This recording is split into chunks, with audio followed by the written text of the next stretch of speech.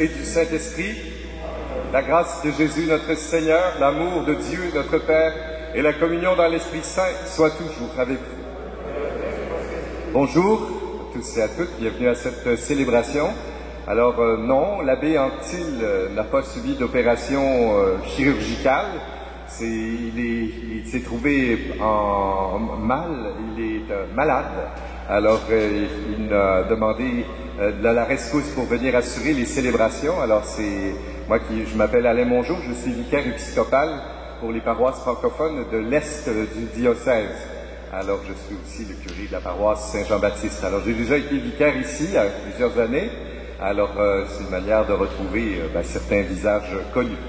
Alors, tous ensemble, nous allons prier pour l'abbé Anctil et puis prier tout court pour nous laisser renouveler, rejoindre par la grâce de cette Eucharistie, la lumière de cette parole. Prenons ensemble le chemin du pardon, de la miséricorde. Seigneur Jésus, unique médiateur entre le Père et nous, prends pitié de nous. Ô Christ, toi qui es venu dans notre monde, nous montrer le chemin de la solidarité et de la justice, prends pitié de nous. Seigneur élevé dans la gloire du ciel où tu accueilles les pauvres, prends pitié de nous. Que Dieu Tout-Puissant nous fasse miséricorde et nous pardonne tous nos péchés et ensemble nous conduise jusqu'à la vie éternelle. Chantons et glorifions le Seigneur.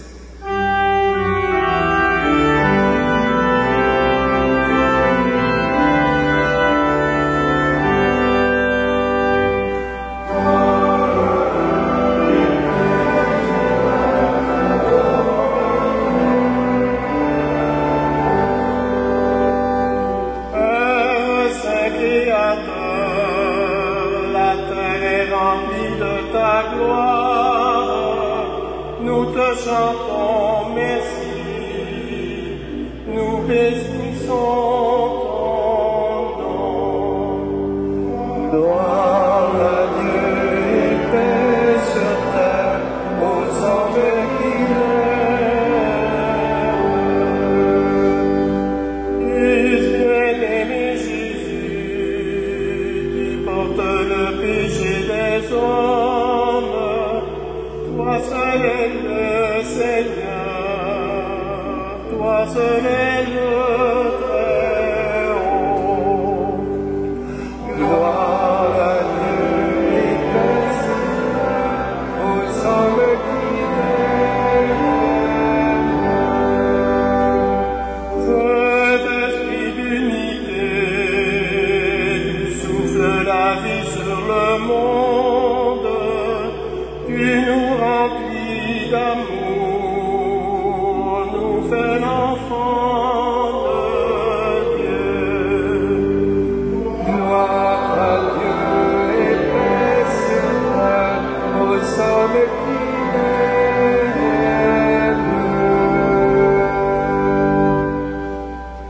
D'un seul cœur, ensemble prions notre Seigneur.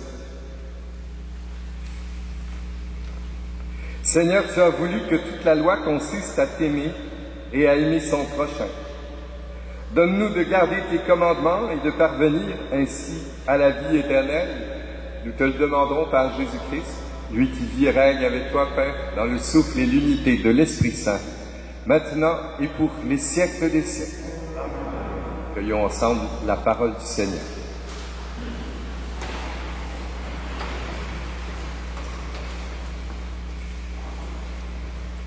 Lecture du livre d'Amos.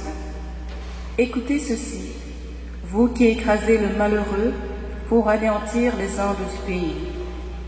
Car vous dites, quand donc la fête de la nouvelle lune sera-t-elle passée pour que nous puissions vendre notre blé? Quand donc le sabbat sera-t-il fini pour que nous puissions écouler notre froment? Nous allons diminuer les mesures, augmenter les prix et fausser les balances. Nous pourrons acheter le faible pour un peu d'argent, le malheureux pour une paire de sandales. Nous vendrons jusqu'au déchet du froment. Le Seigneur le jure par la ferté de Jacob, non, jamais je n'oublierai aucun de leurs méfaits. Parole du Seigneur.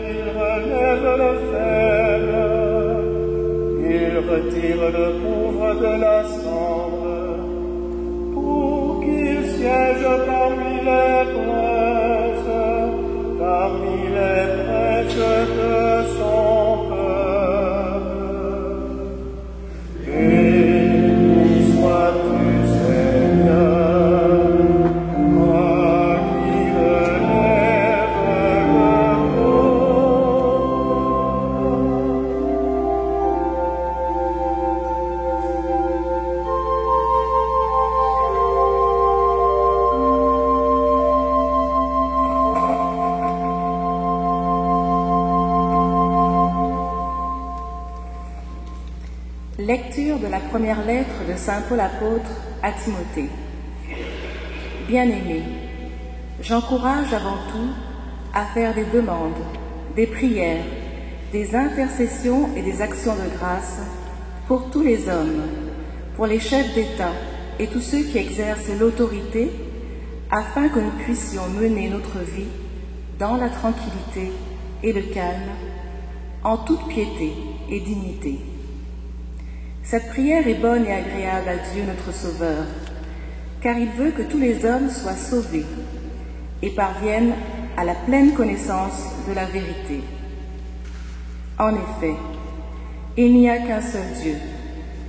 Il n'y a aussi qu'un seul médiateur entre Dieu et les hommes. Un homme, le Christ Jésus, qui s'est donné lui-même en rançon pour tous. Au temps fixé, il a rendu ce témoignage, pour lequel j'ai reçu la charge de messager et d'apôtre. Je dis vrai, je ne mens pas. Moi qui enseigne aux nations la foi et la vérité. Je voudrais donc qu'en tout lieu, les hommes prient en élevant les mains, saintement, sans colère ni dispute. Parole du Seigneur.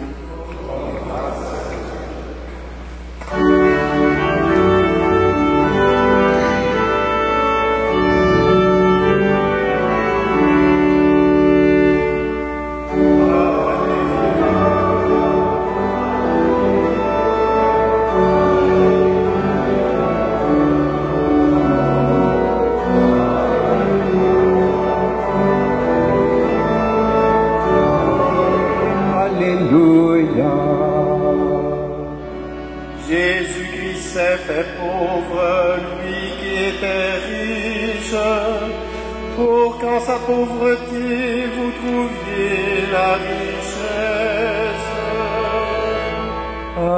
Alléluia, Alléluia,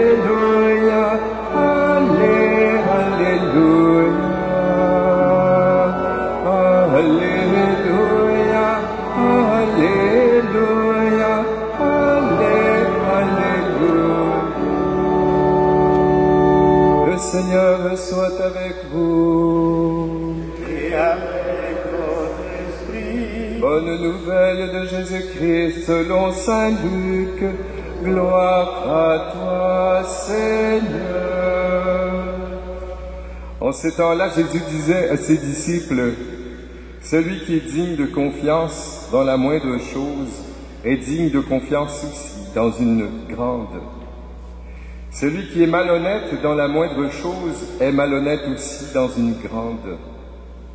Si donc vous n'avez pas été digne de confiance pour l'argent malhonnête, qui vous confiera le bien véritable? Et si pour ce qui est à autrui, vous n'avez pas été digne de confiance, ce qui vous revient, qui vous le donnera? Aucun domestique ne peut servir 2 maîtres, ou bien il haïra l'un et aimera l'autre, ou bien il s'attachera à l'un et méprisera l'autre. Vous ne pouvez pas servir à la fois Dieu et l'argent. » Acclamons cette parole de Dieu.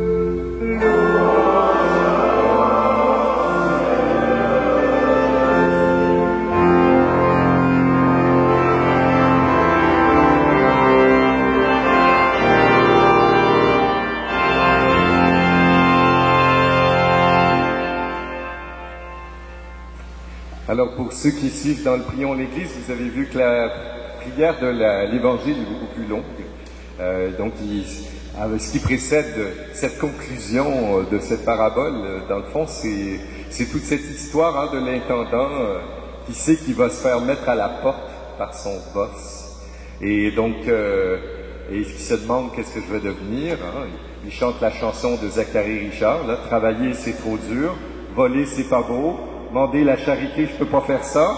Alors, qu'est-ce que je vais faire? » Alors, il appelle les débiteurs du patron et puis il leur fait signer des décharges. Il leur donne des grosses réductions.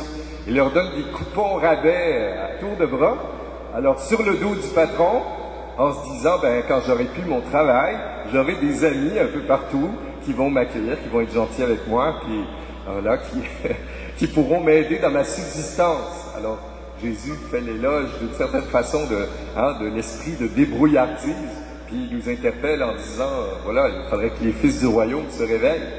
Et puis, il y a toute une série de paraboles, de petites histoires par rapport à l'argent. Alors, Dieu est-il contre l'argent? Est-ce que Dieu est fâché parce que vous et moi, même moi, j'ai un compte de banque, figurez-vous donc. Alors, est-ce que c'est vraiment antichrétien que d'avoir de l'argent, que de posséder des biens? Il y en a qui ont des voitures, il y en a qui ont une maison, des meubles, il y en a même qui ont peut-être un chalet. Voilà. Alors, est-ce que Jésus est en train de dire, si vous avez de l'argent, vous n'aimez pas Dieu? Et puis, j'ai de la misère à penser ça. Je suppose que Saint Joseph travaillait le bois, puis j'imagine qu'il devait gagner sa croûte comme tout le monde. Il devait manger, faire nourrir la Sainte Famille. Donner ce qu'il faut à la Vierge Marie pour sa subsistance. Alors, il y a quelque chose à aller chercher, une réflexion à aller chercher. Ou bien, on ne peut servir d'eux-mêmes.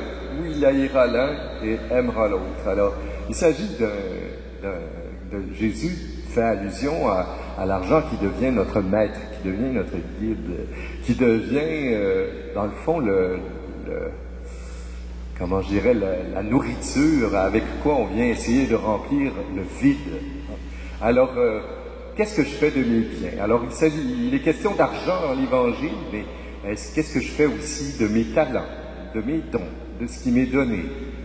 Ça fait combien de temps que vous avez béni un repas? Avez-vous fait ça? Faites-vous ça de temps en temps, bénir votre repas, avant de vous jeter sur votre bon steak ou votre petit déjeuner?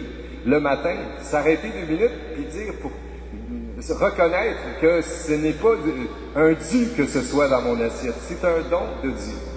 Puis qu'est-ce que je fais quand je bénis le repas? Je me souviens d'abord que c'est un don. Puis ensuite, souvent, dans les prières qui existent, bien sûr, on prie pour ceux qui n'en ont pas, puis on demande à Dieu que cette nourriture, elle me donne des forces pour te servir. Elle me donne des forces pour servir mes frères et les autres.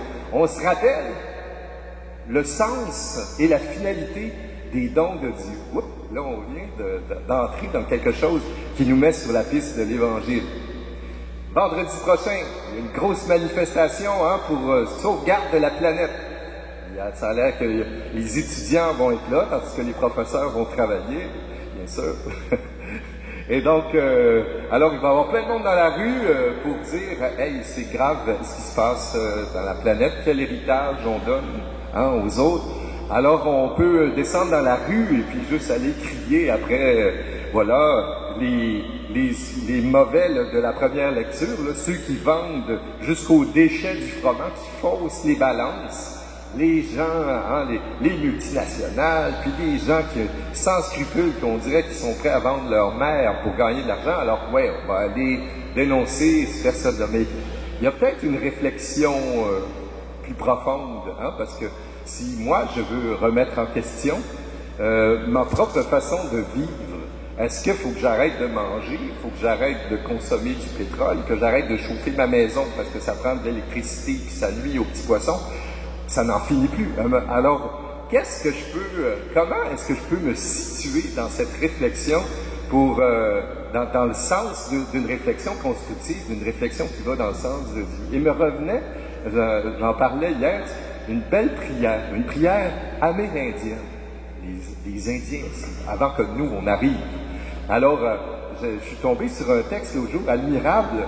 C'est un Indien qui est comme ça, un Amérindien avec sa flèche et son arc qui s'apprête à abattre un animal, un cerf. Et puis, avant de tirer sa flèche, il fait une prière à Dieu pour le remercier pour la providence.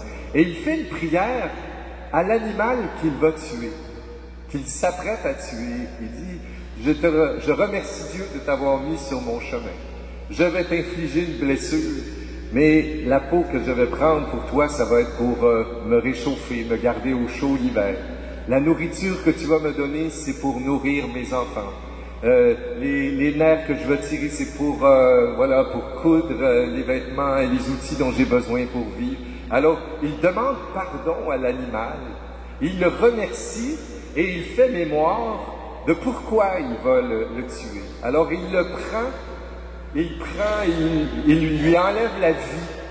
Il prend quelque chose dans la création qui est donnée de Dieu. Mais il le prend en fonction de quelque chose, d'un autre projet, d'un projet de vie, et pourquoi pas d'un projet d'amour.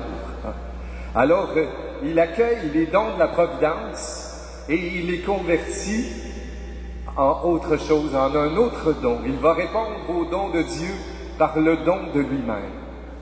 Et ça, je pense que c'est la logique du royaume des cieux. Ça, je pense que c'est la logique de l'argent. On avait le témoignage, l'autre jour, on l'aurait invité pour les jeunes cette année, un grand homme d'affaires. Il avait hérité d'un grand empire financier de sa famille, des millions, des succursales partout, grosse affaire. Et puis, il est tombé dans l'Évangile, un homme croyant, il est tombé sur ces passages-là, puis il se demandait, mais qu'est-ce que je fais? Je suis millionnaire. Tu sais, je vais passer au cash quand je vais arriver dans le royaume des cieux. Qu'est-ce que Dieu va me dire si je ne peux pas servir Dieu et l'argent? Alors, il a confié son entreprise pendant 1 an à des administrateurs, puis il est allé faire une longue retraite. Il se disait, peut-être qu'il faut que je laisse tout ça, que je devienne prêtre, que je fasse autre chose. Alors, il a fait une année de prière, une année de réflexion, d'accompagnement spirituel. Puis à la fin de son année, sa conclusion, c'est probablement, il a trouvé la clé de l'Évangile qu'on vient de lire.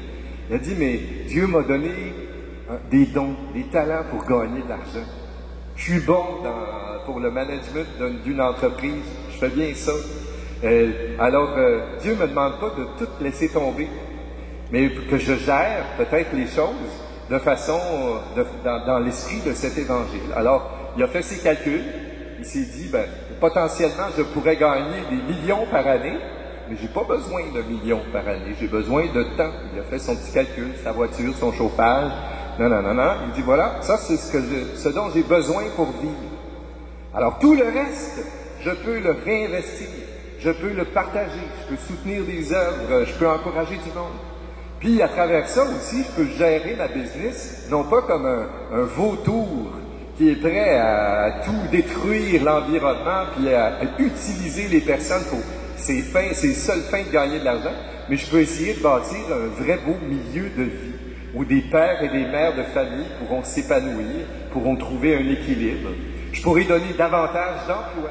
Je pourrais acheter des choses qui font dans le sens de l'écologie, ou acheter de producteurs ou de régions qui sont plus pauvres. Je pourrais faire des options comme ça pour repartager la richesse. Alors, il dit, je peux m'enrichir, mais si ma richesse, elle participe et elle profite à tout le monde, yes. Là, je pense qu'on est dans la voie de l'Évangile.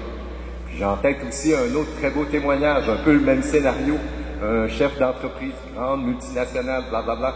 Lui, il est parti voir Mère Teresa à Calcutta. Puis il a dit, mon entreprise vaut autant de millions, je vends tout ça, je vous donne l'argent, puis je viens travailler ici avec les pauvres.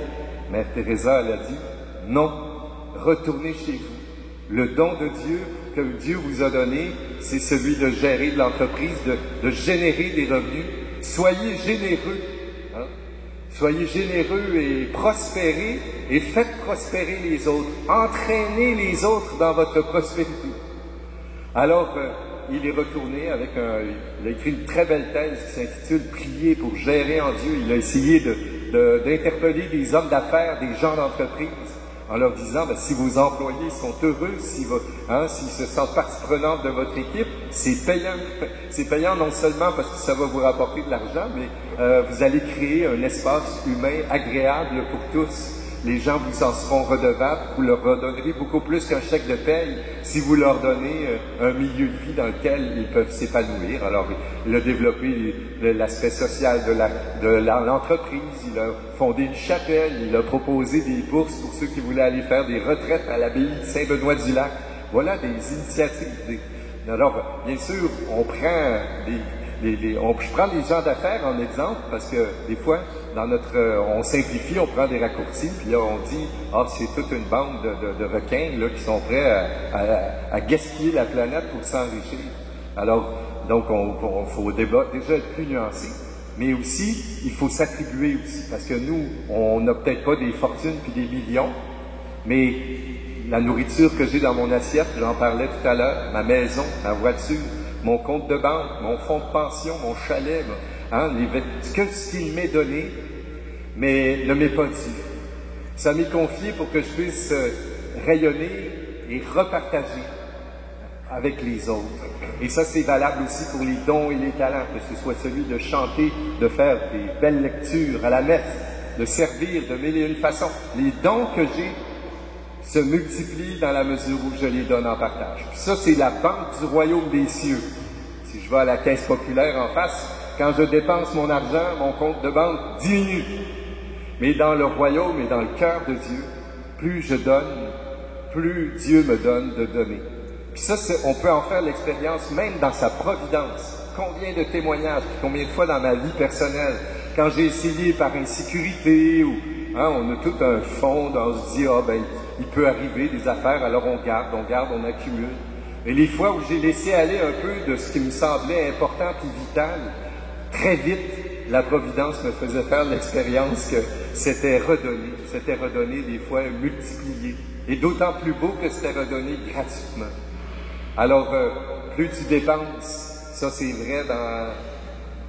vrai dans les énergies du cœur, et c'est vrai aussi dans les choses matérielles, plus tu donnes, plus Dieu te donne de donner. Alors, il ne veut pas qu'on aille tout de suite gaspiller toute notre affaire pour se retrouver sans rien. Mais il nous invite à mettre le royaume des cieux au cœur de notre discernement, de mettre le projet d'amour de Dieu au centre de ce qui peut éclairer notre jugement par rapport à ce que nous avons. Il veut faire des fidèles, Jésus veut faire de ses disciples le contraire d'enfants gâtés. Il veut faire de nous des enfants comblés. Et comblés pour une seule raison, pour redonner. redonner à la mesure de la générosité de Dieu. Cette générosité, elle est inscrite dans la création.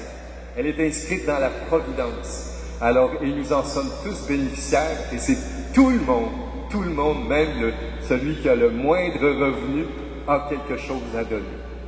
Personne âgée, tu peux aller bercer des bébés, tu peux aller visiter ton voisin qui est seul, qui galère, tu peux prêter des coups. On a tous quelque chose qu'on peut donner. On a tous un don, ça n'existe pas un être vivant qui ne porte pas en lui la marque du divin, la marque de Dieu, qui n'a rien à donner. Alors, ça fait partie de notre mission de le découvrir. Puis une fois qu'on l'a découvert, eh bien, il n'y a rien de plus épanouissant pour vous et moi. Il n'y a rien qui nous met le plus sur le chemin du royaume de Dieu que de redonner dans la mesure même de la générosité de Dieu. Alors, c'est une belle sagesse de vie, c'est une sagesse d'amour. C'est une libération aussi par rapport à tous les troubles de conscience qu'on peut avoir par rapport aux choses matérielles.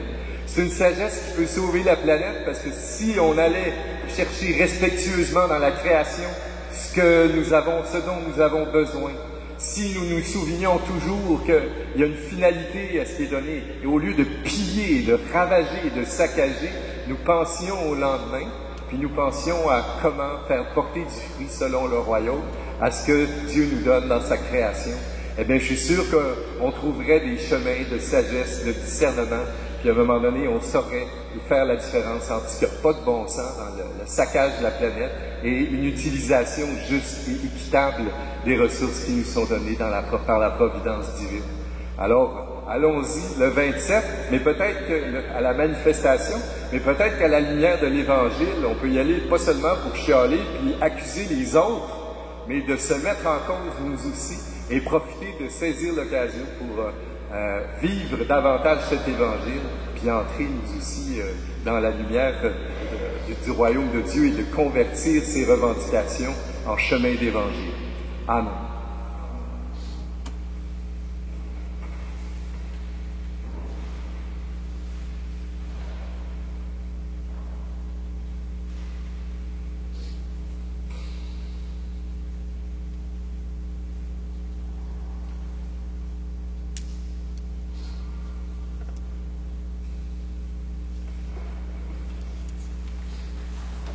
Mes frères et mes sœurs,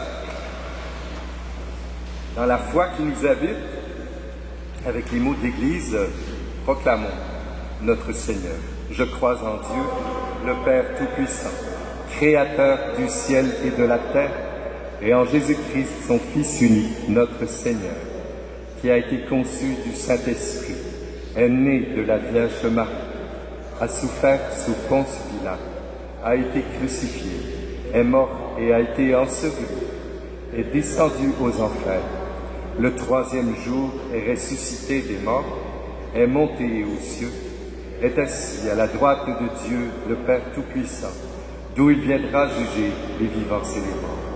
Je crois en l'Esprit Saint, à la Sainte Église catholique, à la communion des saints, à la rémission des péchés, à la résurrection de la chair, à la vie éternelle. Amen.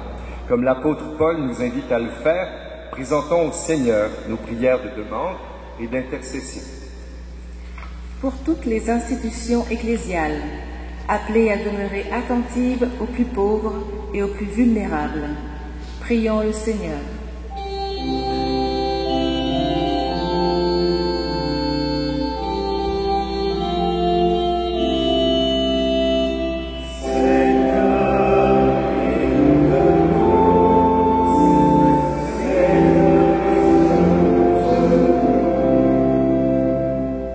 Pour les personnes qui détiennent un pouvoir politique ou économique et qui veillent à bâtir un monde de justice et de paix, prions le Seigneur. Seigneur, écoute-nous. Seigneur, exauce-nous. Pour les pauvres, les chômeurs, les victimes d'un système économique qui vise toujours plus de profit, sans se soucier des gens. Prions le Seigneur. Seigneur, exauce-nous.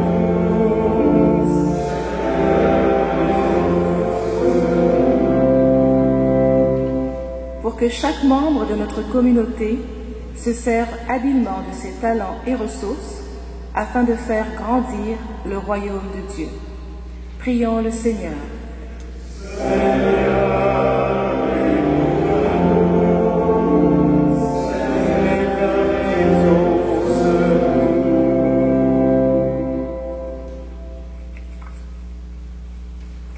Nous confions au Seigneur la santé de notre frère André Antil et les vacances de Ronald de Germe, le nouvel administrateur de cette paroisse. Nous nous prions les uns pour les autres, nous confions notre société, notre Église, toutes les intentions, les personnes et les situations avec lesquelles nous sommes venus ici ce matin prier. Dieu notre Père, toi qui du haut du ciel te penches sur nous, entends nos prières et exauce-les. Nous te le demandons par Jésus ton Fils, vivant avec toi et le Saint-Esprit, pour les siècles des siècles. Puis s'asseoir.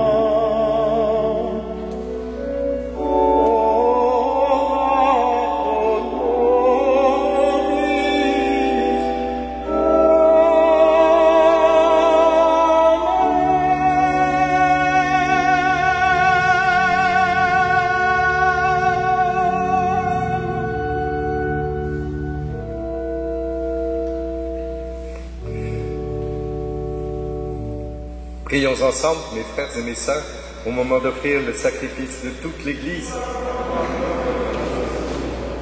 Reçois favorablement, Seigneur, les offrandes de ton peuple, pour qu'il obtienne dans le mystère de l'Eucharistie les biens auxquels il croit et espère de tout son cœur, par Jésus-Christ, ton Fils, notre Seigneur. Le Seigneur soit avec vous.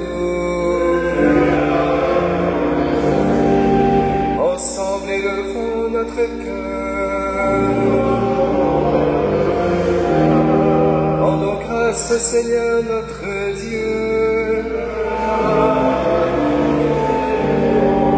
Vraiment il est juste et bon de te rendre gloire, de t'offrir notre action de grâce, toujours et en tout lieu. À toi, Père très saint, Dieu éternel et tout-puissant, Créateur de tous les éléments du monde et de l'histoire. C'est toi qui as formé l'être humain et ses merveilles. Tu lui as confié ta création pour qu'en admirant ton œuvre, il ne cesse de te rendre grâce par le Christ notre Seigneur. C'est toi que la terre et le ciel avec les anges et les archanges, ne cesse d'acclamer en chantant.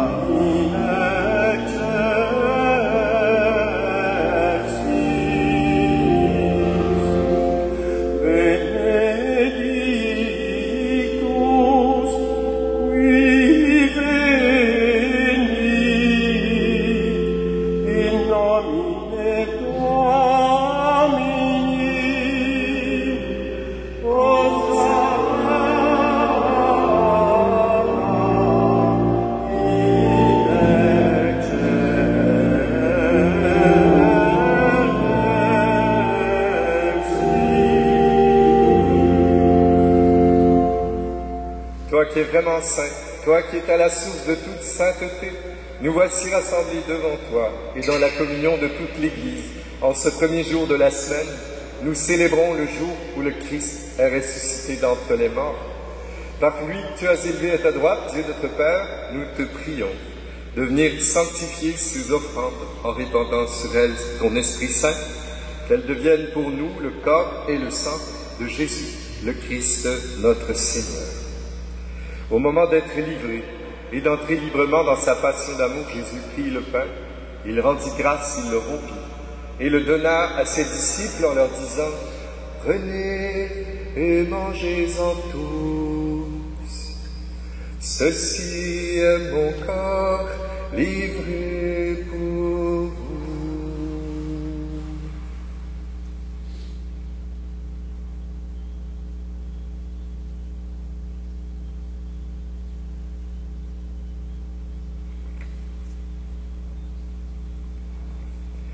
De même, à la fin du repas, Jésus prit la coupe. De nouveau, il rendit grâce et la donna à ses disciples en leur disant « Prenez et buvez-en tous, car ceci est la coupe de mon sang, le sang de l'alliance nouvelle et éternelle, qui sera versé pour vous et pour la multitude en rémission des péchés.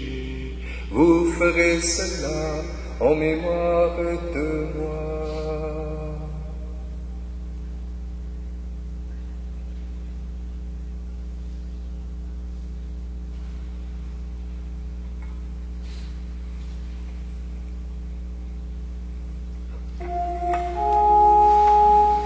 Il est grand le mystère de la foi.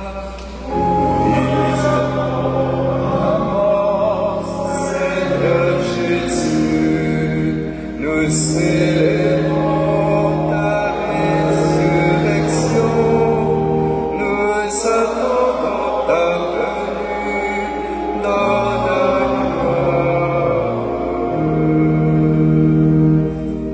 Faisant ici mémoire de la mort et de la résurrection de ton Fils, nous t'offrons, Seigneur, le pain de la vie, la coupe du salut, et nous te rendons grâce car tu nous as choisis pour servir en ta présence. Humblement, nous te demandons qu'en ayant part au corps et au sang du Christ, nous soyons rassemblés par l'Esprit Saint en un seul corps. Souviens-toi, Seigneur, de ton Église répandue à travers le monde. Fais-la grandir dans ta charité en communion avec notre pape François, Christian, notre archevêque, et tous ceux qui ont la charge de ton peuple. Souviens-toi aussi de nos frères et sœurs endormis dans l'espérance de la résurrection et de tous ceux qui ont quitté cette vie Particulièrement ce dimanche, nous prions pour Manuel Suarez Pereira, communion avec toute la famille.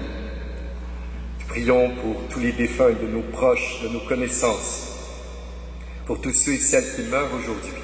Reçois-les dans ta lumière auprès de toi. Et sur nous tous, enfin, nous implorons ta bonté.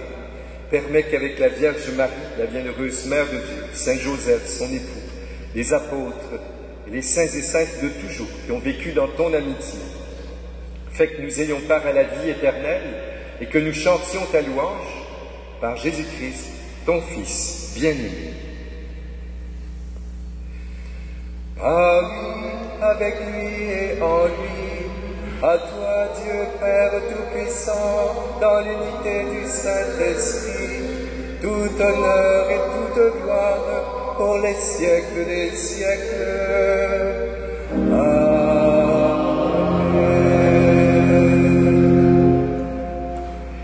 Unis dans un seul et même Esprit Saint, avec amour et les mots de Jésus, prions ensemble. Notre Père qui es aux cieux, que ton nom soit sanctifié, que ton règne vienne, que ta volonté soit faite sur la terre comme au ciel. Donne-nous aujourd'hui notre pain de ce jour. Pardonne-nous nos offenses, comme nous pardonnons aussi à ceux qui nous ont offensés. Et ne nous laisse pas entrer en tentation, mais délivre-nous du mal. Délivre-nous de tout mal, Seigneur, donne la paix à notre temps. Par ta miséricorde, libère-nous du péché. Rassure-nous devant les épreuves en cette vie où nous espérons le bonheur que tu promets et l'avènement de Jésus-Christ, notre Sauveur. Car c'est à toi qu'appartiennent, règne la puissance et la gloire pour les siècles des siècles. Seigneur Jésus-Christ, tu as dit à tes apôtres, je vous laisse la paix, je vous donne ma paix. Ne regarde pas nos péchés, mais la foi de nos cœurs, celle de ton Église. Pour que ta volonté s'accomplisse, renouvelle en elle toujours cette paix. Et conduis-la vers l'unité parfaite en toi qui vis et règne pour les siècles des siècles. Que la paix du cœur de Dieu soit toujours avec vous. Dans la charité et l'amour du Christ, partageons le signe de cette paix qui nous vient de lui.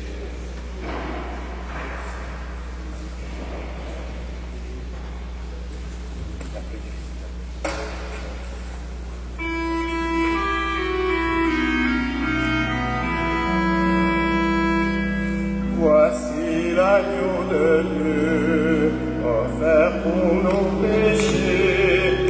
Jésus, pitié pour nous.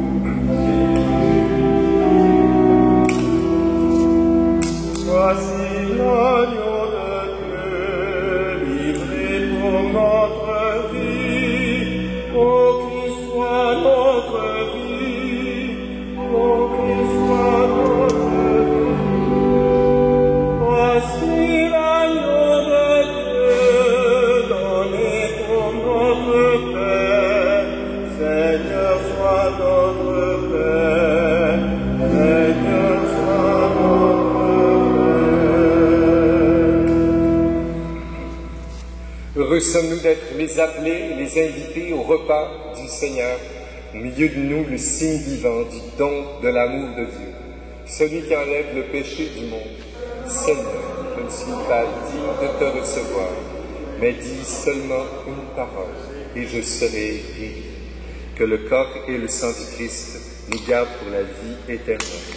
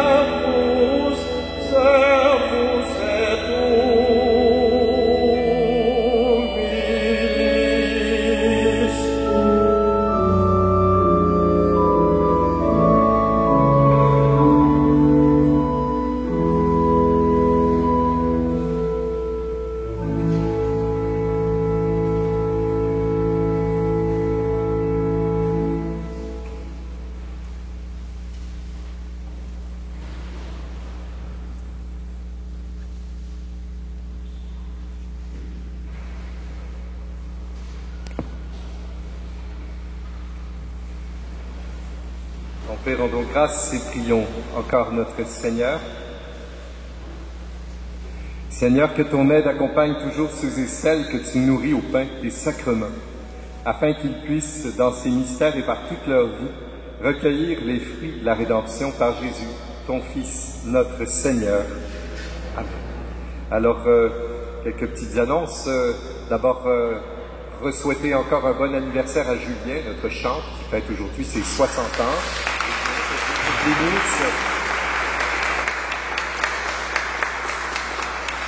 Nous allons continuer de prier, bien sûr, pour l'abbé Anctil, pour sa santé, et puis pour les nouveaux pasteurs, que j'en profite de remercier à distance d'avoir accepté les nouvelles tâches. Alors, un petit peu à la dernière minute, c'est toujours le casse-tête dans notre diocèse pour les nominations. Alors, l'abbé Legerme et l'abbé Anctil, qui vont relever vaillamment le défi de l'Est du plateau en communion avec les paroisses Saint-Stanislas et Saint-Pierre-Claver.